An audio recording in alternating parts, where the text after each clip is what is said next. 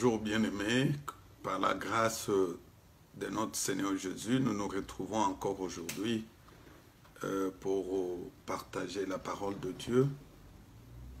Prions, Éternel, Dieu de grâce, Dieu de toute puissance, nous sommes dans la joie encore une fois de nous retrouver devant toi parce que tu es notre Père.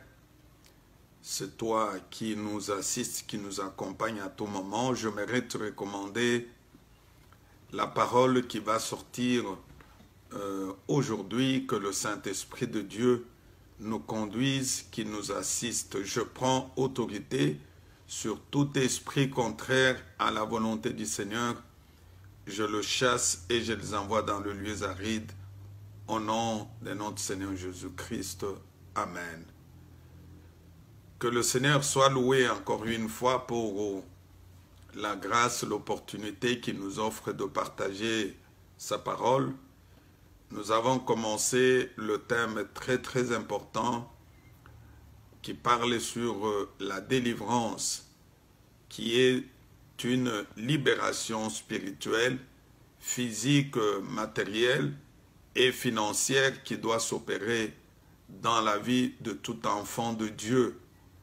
Le Seigneur est venu, non pas que nous demeurons toujours sous l'emprise démoniaque, mais il est venu nous libérer, comme il dit qu'il est venu délivrer les captifs. Autrefois, nous étions des captifs, nous étions possédés, nous étions esclaves de tel ou tel péché, tel ou tel démon, mais aujourd'hui, le Seigneur Jésus est en train d'opérer le miracle dans nos vies. Nous entamons le premier sous-thème intitulé « Les voies d'accès démoniaques ». Je voudrais parler sur les portes d'entrée, les portes par lesquelles les démons entrent dans notre vie. Parce que pour que les mauvais esprits, les démons entrent dans la vie de quelqu'un, il faut que la porte soit ouverte.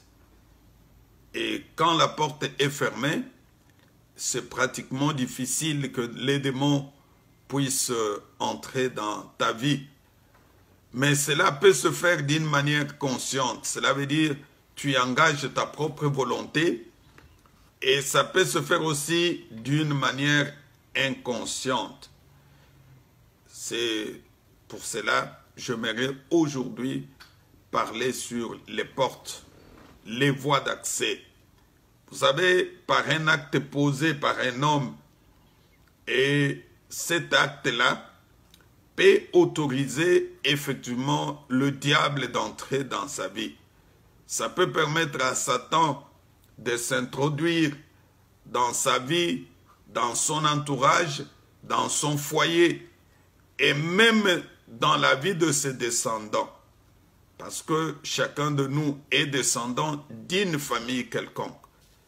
Quand tu lis même la généalogie de Jésus-Christ, on parle que Jésus est de la tribu de Juda. On monte la généalogie de Jésus. Chacun de nous aussi est descendant d'une famille quelconque.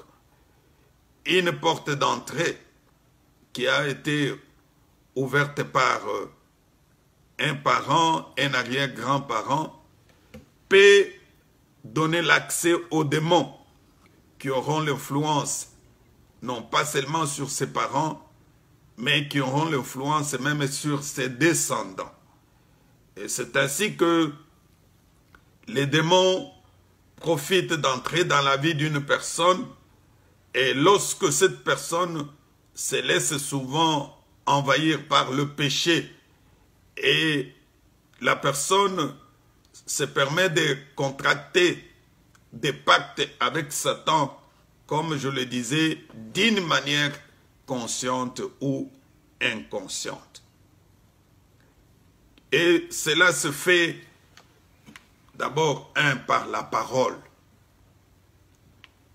la manière de contracter les pactes avec le diable la première manière, c'est par la parole. Bien-aimé, je voudrais insister beaucoup sur ça.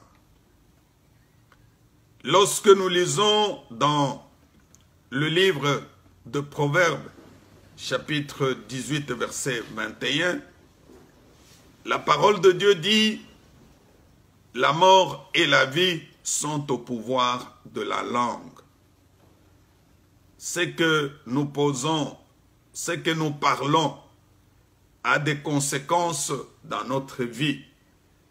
La parole est comme une sémence. Lorsque tu parles aujourd'hui, tu sèmes et cette sémence va germer.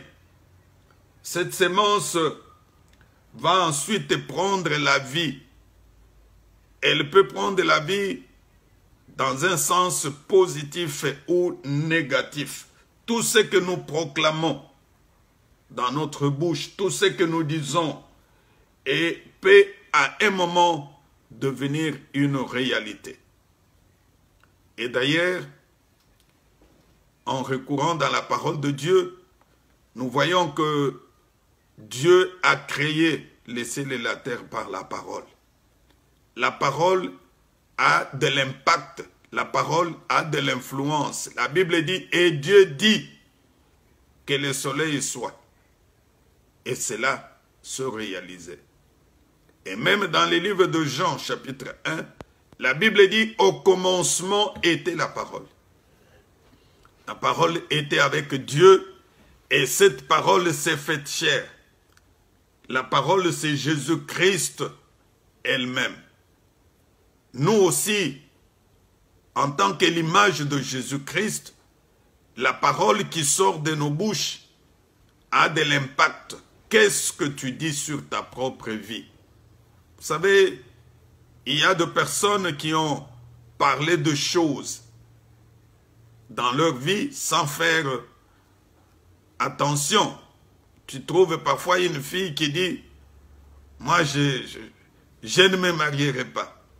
Je ne trouve pas l'importance de me marier parce que la vie que je mène est tout à fait bonne.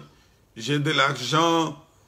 Je vis bien chez nous en famille, ceci ou cela. » Mais sache que c'est une sémence que tu viens de semer dans ta vie. Cette parole va effectivement conditionner ton avenir. Et à un certain moment, tu vas te retrouver dans le besoin de te marier. Si cette parole n'a pas encore été déracinée dans ta vie, ça sera un problème difficile, un problème très capital. C'est ce qui fait qu'aujourd'hui, beaucoup de gens parfois vivent les conséquences des paroles qui sont sorties de leur bouche. Même nous, en tant que parents, nous devons faire attention à tout ce que nous disons à nos enfants. Quelles sont les paroles que tu prononces sur tes enfants?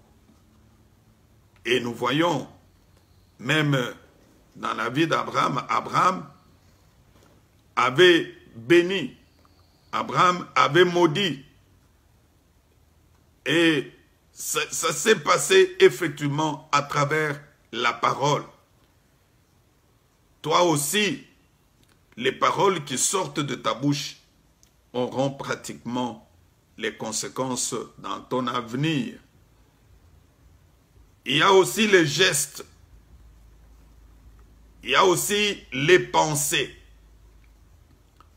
que nous avons sur notre propre vie. Tu as quel genre de pensée sur ta vie? Parce qu'il y a des gens qui ont des pensées négatives, qui ne pensent que négativement sur leur vie. Toi, tu ne vois que ta vie qui ne pourra jamais se réaliser dans toi.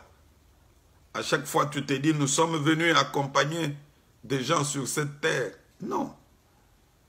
Un enfant de Dieu ne peut pas dire cela. Tu n'es pas venu et tu as toujours des pensées négatives sur ta vie.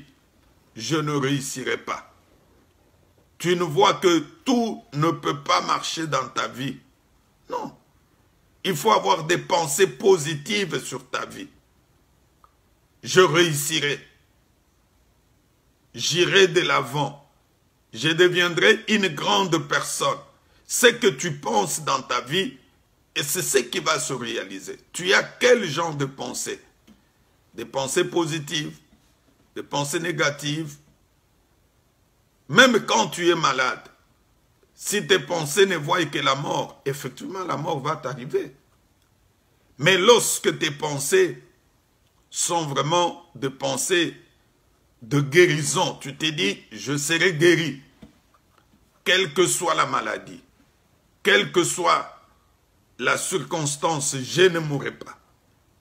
Et tu recevras la guérison, tu ne vas pas mourir. Mon frère, ma soeur, j'aimerais te dire que à partir d'aujourd'hui, il faut toujours avoir de pensées positives sur ta vie. Parce que c'est une voie par laquelle beaucoup de personnes ont pu contracter les démons. C'est la voie par laquelle nombreux ouvrent la porte aux démons pour qu'ils entrent dans leur vie. L'autre voie aussi, c'est par de rêves. Je crois que on pourra en parler en profondeur pour montrer au peuple de Dieu comment est-ce que le diable détruit nos vies par de rêves. Nombreux ont pu faire entrer les démons dans leur vie par de rêves qui sont en train de recevoir chaque jour. Tu as quel genre de rêve? Toi, tu ne vois que des mauvais rêves. Tu n'as pas des rêves qui se réalisent, qui donnent de bonnes choses. Non. En tant que chrétiens, nous devons effectivement combattre cette voie-là pour que le diable ne puisse pas entrer dans notre vie. Je voudrais vraiment commencer à citer les différentes sortes de pactes par lesquels les démons sont entrés dans notre vie. Il y a d'abord un par la voie héréditaire. Lisons le livre de Exode.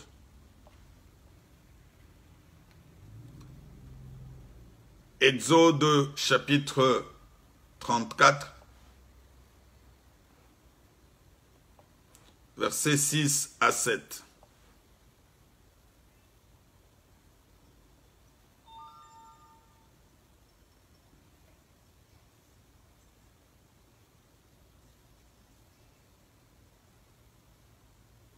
La Bible dit ceci.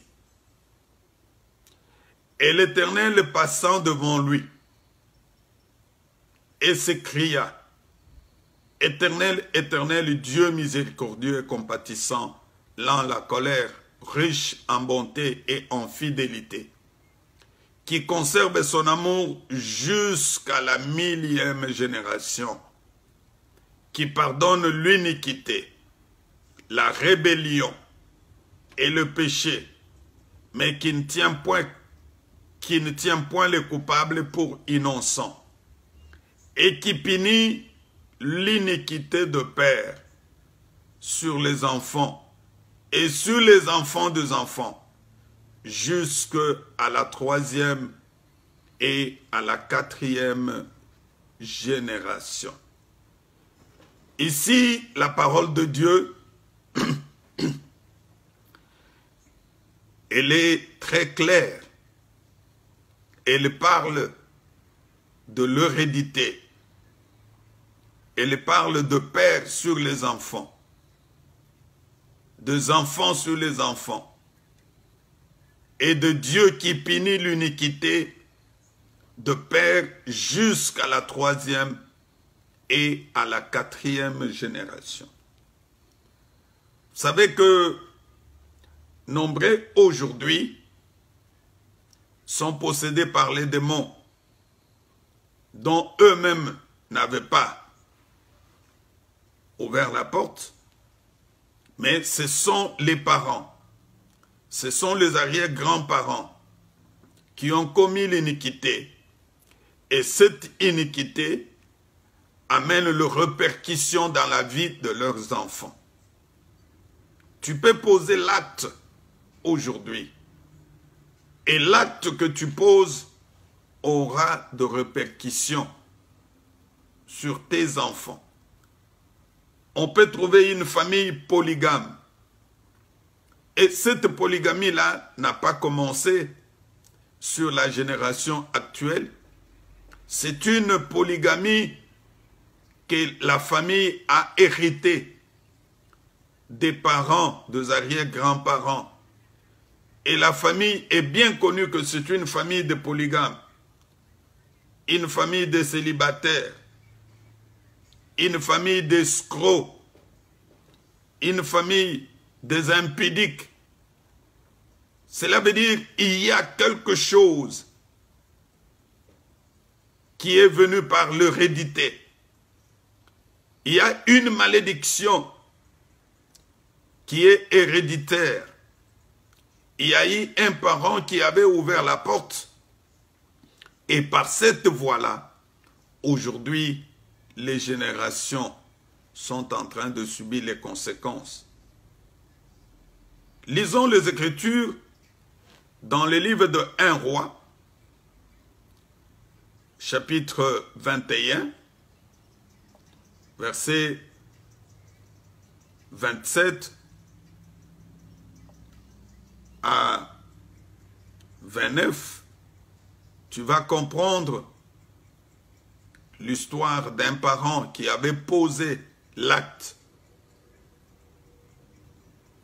La parole de Dieu dit ceci: après avoir entendu les paroles d'Élie, Akab déchira ses vêtements, il mit un sac sur son corps et il gêna. Il couchait avec ses sacs et marchait lentement. Et la parole de l'Éternel fut adressée à Élie, les Tishite, en ces mots: as-tu vu comment Akab s'est humilié devant moi? Parce qu'il s'est humilié devant moi, je ne ferai pas venir le malheur pendant sa vie, ça sera dans la vie de son fils que je ferai venir le malheur sur sa maison. Ici, on nous parle de ce qui s'était passé dans la vie du roi Akab. Nous connaissons tous que le roi Akab avait posé un acte criminel en faisant tuer Naboth parce que il voulait prendre la vigne de Naboth.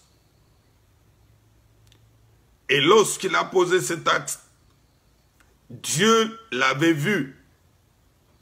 Et c'est ainsi que Dieu a envoyé son serviteur, le prophète Élie, qui est allé lui dire que l'acte que tu as posé n'était pas bon et voici les conséquences. Akab, en recevant ce message qui venait de la part de Dieu, la Bible dit qu'il l'a déchiré. Il déchira ses vêtements. Il mit les sacs sur son corps. Il a gêné pour demander pardon à Dieu. Et Dieu a vu de la manière dont Akab s'était humilié. Dieu dit à Élie: comme Akab s'est humilié devant moi, je ne ferai pas venir le malheur pendant sa vie. Ce sera pendant la vie de son fils. Le fils qui n'a rien fait va maintenant subir les conséquences des actes que son père avait posés. Et c'est ainsi que le malheur sont arrivés dans la vie de qui? Dans la vie de son fils, voire même ses descendants. La parole de Dieu dit dans Lamentation, chapitre 5, verset 7, « Nos pères ont péché, ils ne sont plus. c'est nous qui portons la peine de leurs iniquités. Vous savez, il y a des choses aujourd'hui que nous subissons dans notre vie dont nous ne sommes pas auteurs. Nous n'avons pas posé des actes, mais nous les subissons par la voie héréditaire. Tu te retrouves aujourd'hui dans une situation de blocage où tu n'as pas été l'auteur, mais tu subis les conséquences par la voie héréditaire parce que tu es né dans la famille telle. Du fait que tu es né dans cette famille-là, et il y a les démons de la famille qui sont en train de détruire ta vie. Et si tu n'arrives pas à comprendre que c'est une voie par laquelle le diable est en train de détruire ta vie, tu risques de passer toute ta vie sans vivre la manifestation et la grandeur de la main de Dieu dans ta vie. Cela se répercutait aussi dans la vie des descendants de Géasi. Lorsque nous lisons les Écritures, dans le livre de 2 Rois, j'aimerais qu'on lise parce que c'est très très important. 2 Rois, chapitre 5, versets 26 à 27, la Bible dit que la lèpre de Naaman s'attachera à toi et à ta postérité pour toujours. Et Géasi sortit de la présence d'Élisée avec une lèpre comme la neige. Il y avait Naaman qui souffrait de la lèpre. Il a reçu la guérison par les canaux du prophète Élisée. Naaman voulait donner de choses au prophète. Ce dernier n'a pas accepté. Voilà que Géasi, le serviteur d'Élisée, va le suivre pour lui dire que le prophète m'a envoyé ces choses et pourtant ce n'était pas le prophète. Mais à cause de ce comportement de Géasi, la conséquence devrait lui arriver. Élisée lui dit, mon esprit n'était pas absent lorsque cet homme a quitté son char pour venir à ta rencontre. Est-ce que c'est le temps de prendre de l'argent et de prendre des vêtements, puis des oliviers, des vignes? La lèpre qui était sur Naaman s'attachera sur toi et à ta postérité. La postérité de Naaman va subir les conséquences. À cause de qui? À cause de Naaman. C'est parti d'une génération à une autre. Comme nous l'avons lu dans le livre d'Exode qui disait, les conséquences vont aller de la 3e jusqu'à la 4e génération. Je ne sais pas, mon frère, ma soeur, toi qui me suis, si tu es de la 40e génération, si aujourd'hui, la situation que tu connais, ce n'est pas une situation héritée de tes parents, de tes grands-parents.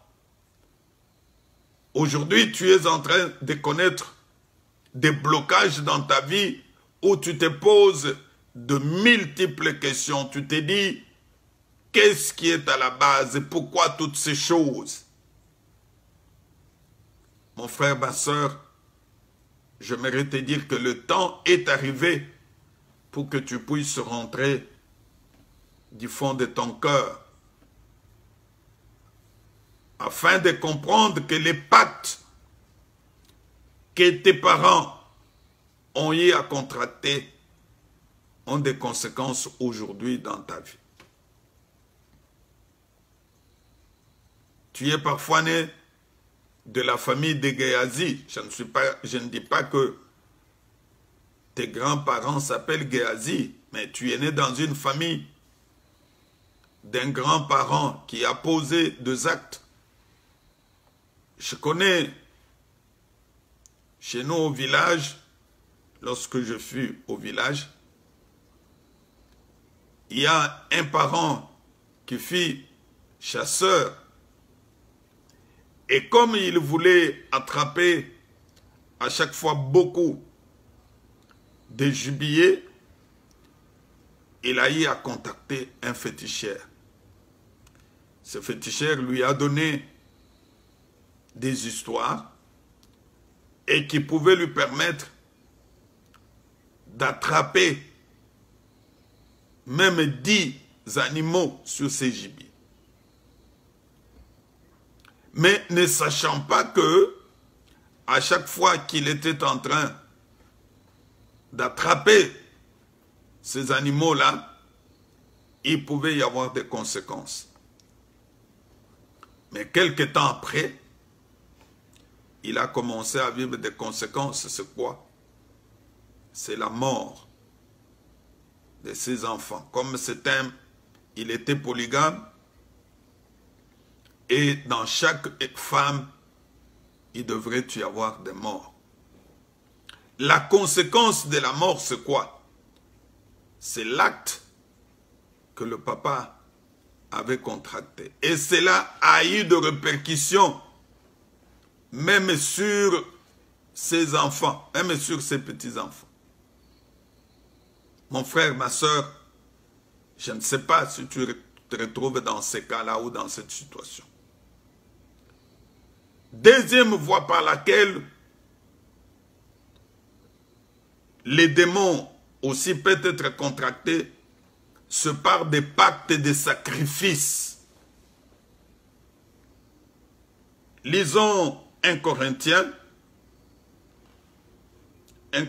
chapitre 10, versets 10, 18 à 21. C'est très très important.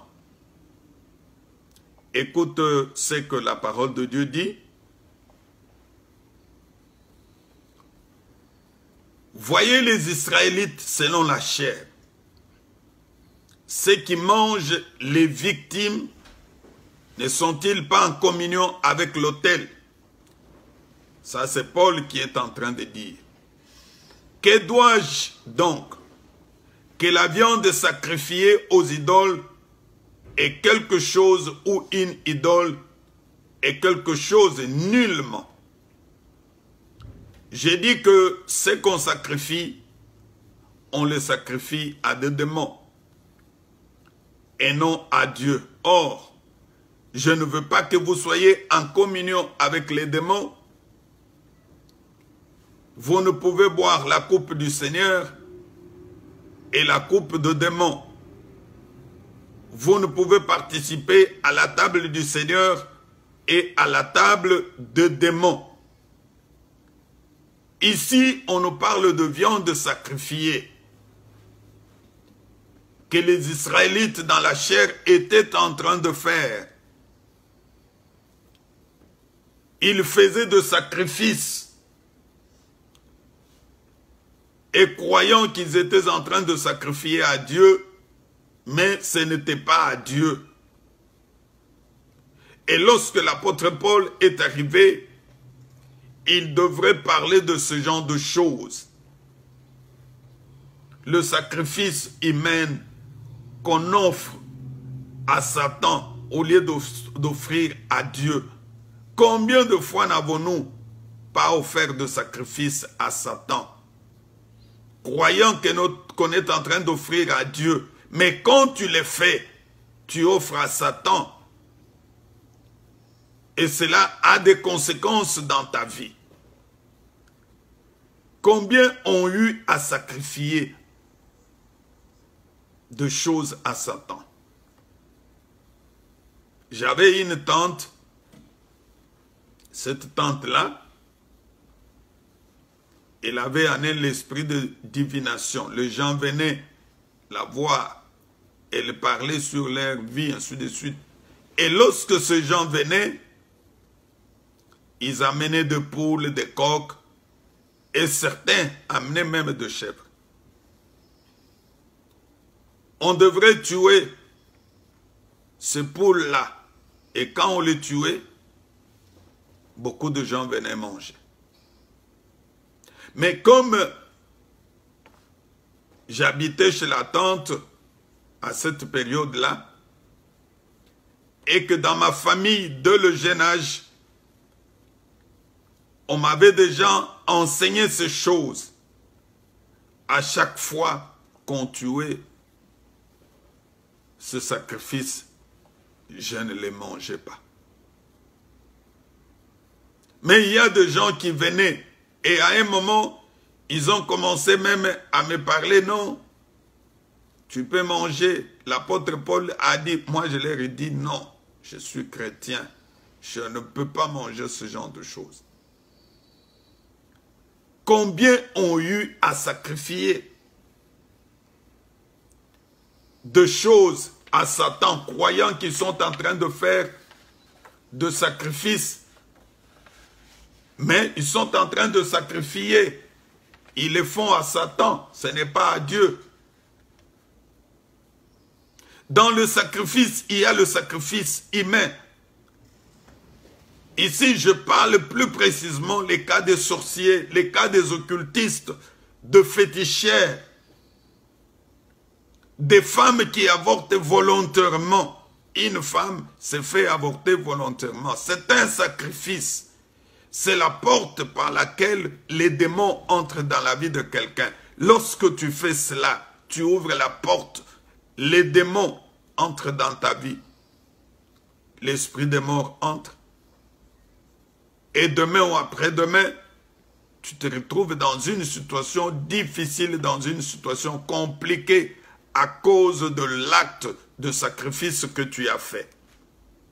Combien ont dû faire ce genre de sacrifice, le sacrifice humain? Lévitique, chapitre 20, versets 1 à 5. L'Éternel parla à Moïse et dit, tu diras aux enfants d'Israël, si un homme des enfants d'Israël et des étrangers qui séjournent en Israël livre à Moloch l'un de ses enfants, il sera puni de mort. Le peuple du pays le lapidera. Et moi je tournerai ma face contre cet enfant. Je le retrancherai du milieu de son peuple parce qu'il a livré de ses enfants à Moloch, souillé mon sanctuaire et profané mon saint nom. Si le peuple se détourne, si le peuple détourne ce regard de cet homme qui livre ses enfants à Moloch, et s'il ne le fait pas mourir, je tournerai moi ma face contre cet homme et contre sa famille. Ici, on parle de ceux qui livrent, de ceux qui sacrifient les gens. Tu sacrifies quelqu'un parce que tu veux avoir ceci ou cela. Ce n'est pas une bonne chose. Il y a certains aussi qui sacrifient un membre ou un organe de son corps parce qu'il a besoin d'avoir le pouvoir, le succès, de l'argent. C'est la voie par laquelle le diable entre dans la vie de quelqu'un. Combien n'ont pas sacrifié une partie de son corps parce qu'il veut avoir de l'argent? Je me rappelle, à un moment chez nous, en République démocratique du Congo, il y a des commerçants qui allaient en Angola, plus précisément à Lunda, dans les années 1990, 91 jusqu'à 95. Et lorsqu'ils allaient là-bas, il revenait avec beaucoup d'argent. Parce qu'il y avait le diamant qui se faisait là-bas à Lunda.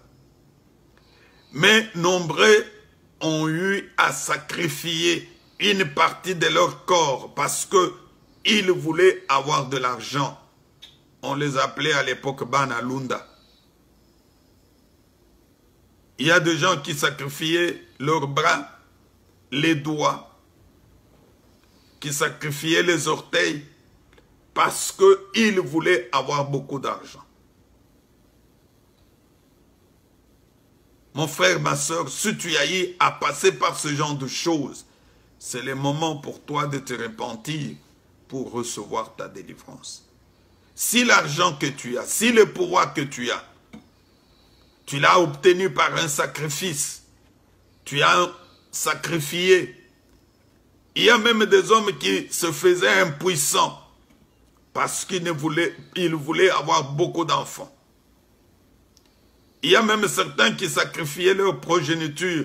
Il dit, je vais avoir de l'argent, mais pas mettre au monde. Des hommes et des femmes comme cela.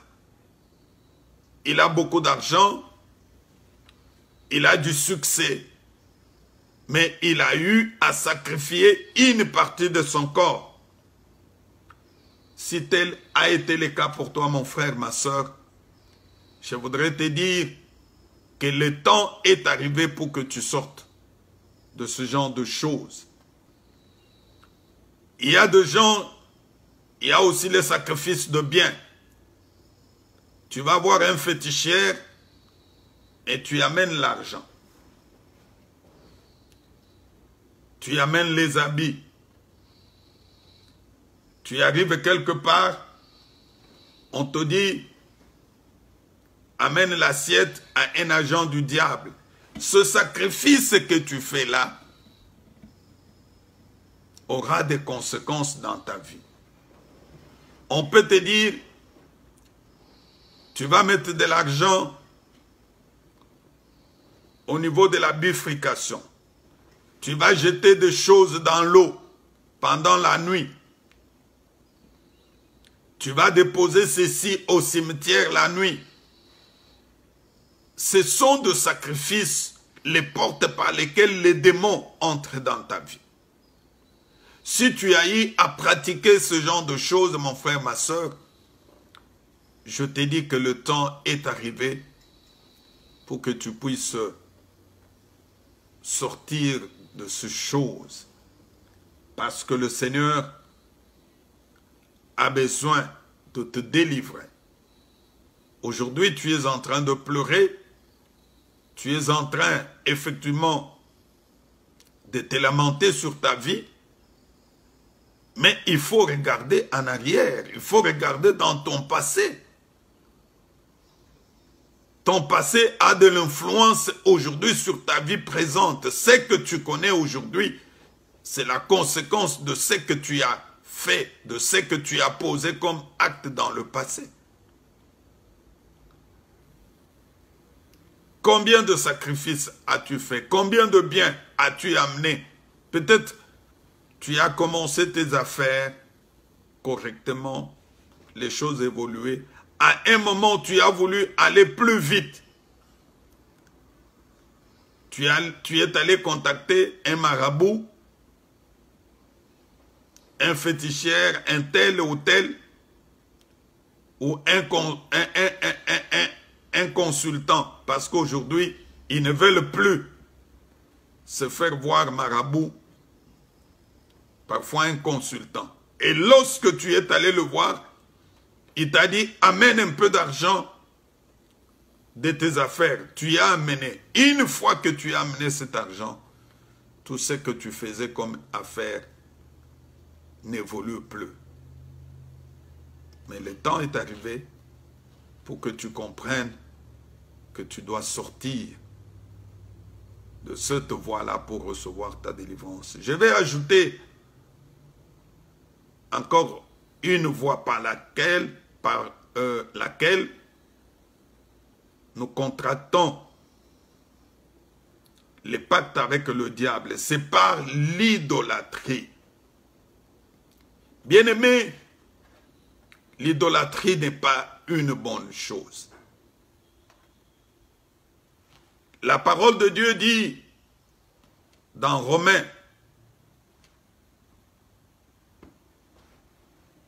chapitre 1, verset 18 à 32. La colère de l'Éternel se révèle du ciel contre toute impiété, toute injustice des hommes qui retiennent injustement la vérité. Car c'est qu'on peut connaître de Dieu se manifeste par eux, et ne leur ayant fait connaître, en effet, la perfection invisible de Dieu, sa puissance éternelle, sa divinité, se voit comme à l'œil depuis la création du monde, quand on les considère dans ses ouvrages. Ils sont inexcusables, puisqu'ayant connu Dieu, et ne l'a point glorifié comme Dieu, et ne lui ont point rendu grâce, mais ils se sont égarés dans leurs pensées. Et leur cœur sans intelligence a été plongé dans les ténèbres. Se vantant d'être sages, ils sont devenus fous et ils ont changé la gloire de Dieu incorruptible en image, représentant l'homme corruptible, des oiseaux, des quadrupèdes et de reptiles. Ici, bien-aimés, l'idolâtrie est la voie par laquelle nombreux ont vu les démons agir dans leur vie. Les gens qui vont s'agenouiller devant des statues. Oh, c'est la statue de Saint-Tel. Non. C'est la voie par laquelle les démons entrent dans ta vie. Toi qui es dans l'idolâtrie, aujourd'hui, tu as l'habitude d'aller t'agenouiller devant des statues. Tu t'agenouilles devant les photos des tierces personnes. Non, ça c'est de l'idolâtrie. Les gens qui vont s'agenouiller devant de personnes, lorsque tu dois saluer telle personne, il faut être à genoux. Tu ne peux pas saluer la personne debout. Si peut-être c'est par signe de respect, mais quand ça devient une idolâtrie, à ce moment-là, le Seigneur n'est pas content. Dieu n'aime pas partager sa gloire avec quelqu'un d'autre. Combien aujourd'hui sont idolâtres? Des hommes, idolâtres de choses, idolâtres de biens de ce monde, idolâtres d'un musicien quelconque. Tu trouves quelqu'un qui est idolâtre de tel ou de tel musicien. Lorsqu'il y a la musique de telle personne, de tel musicien, tu trouves la personne au top. Non. L'idolâtrie, c'est la voie par laquelle les démons entrent dans notre vie. Est-ce que tu sais dans quelle maison cet homme-là est entré pour que sa musique puisse avoir de succès? Parce que beaucoup de musiciens qui ne sont pas chrétiens, les musiciens païens, les musiciens mondains, vont chez les féticheurs, chez les occultistes, parce qu'il veut que sa musique ait beaucoup de succès. Une fois que son album sort, il veut le même jour avoir autant. Non. Et lorsque tu aimes une telle musique, tu es adepte, tu es idolâtre d'une telle personne, ces démons-là vont venir s'installer dans ta vie. Mon frère, ma soeur, est-ce que tu n'es pas idolâtre quelque part? Tu n'as pas laissé l'accès au diable, au démon d'entrer dans ta vie par une voie quelconque. J'ai parlé de l'hérédité, du sacrifice et enfin de l'idolâtrie. On pourra continuer la fois prochaine, toujours sur les portes d'entrée. Parce que si quelqu'un arrive à comprendre les voies, les portes par lesquelles les démons sont entrés dans sa vie, et ça sera facile de chercher sa délivrance. Nombreux aujourd'hui ont eu à passer plusieurs fois des séances de délivrance, mais leur vie demeure le même parce qu'ils n'ont pas pu découvrir les voies par lesquelles les démons sont entrés dans leur vie. Ferme tes yeux, nous allons prier. Nous allons demander à Dieu de te révéler. Qu'il te révèle les voies, les portes. Aujourd'hui, rien ne marche dans ta vie. Aujourd'hui, tu es bloqué. Tu pries, mais rien ne change dans ta vie. Et à un moment, tu commences même à te poser des questions en disant, est-ce que Dieu m'écoute? Le Seigneur te donne l'opportunité de recevoir ta délivrance. Oui, mon frère, ma soeur, c'est le temps de Dieu. Profite de cette occasion, profite de cette opportunité pour que ta vie change, pour que ta vie devienne tout à fait autre. Père éternel, merci pour ta parole. Merci pour l'opportunité que tu nous as accordée. Merci pour ce temps favorable. Tu as voulu que nous puissions écouter ta parole puissante. Aujourd'hui, tu nous as montré les voies par lesquelles les démons sont entrés dans nos vies. Nombreux subissent les conséquences de la voie héréditaire. Ils sont de la 3e, la 2e ou la 4e génération. Mais je voudrais que cette parole amène la délivrance dans leur vie au nom de Jésus-Christ. Sois loué, sois glorifié, sois exalté au nom de notre Seigneur Jésus-Christ. Amen. Bien-aimé, mon souci est que tu nous suives chaque jour, que tu suives ces enseignements jusqu'à la fin. C'est vers la fin que nous allons prendre le temps de nous entretenir avec les gens. Nous aurons le temps de causer avec les gens, même par téléphone. Tu peux nous appeler même par Messenger. Tu peux nous écrire.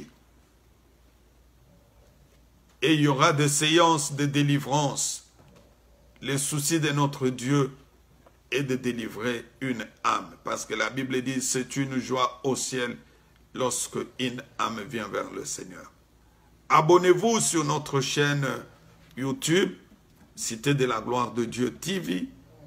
Abonnez-vous, abonnez-vous nombreux, partagez nos enseignements, nos prédications et vous serez la bienvenue. Priez aussi pour nous. Nous avons besoin de vos prières. Soutenez-nous.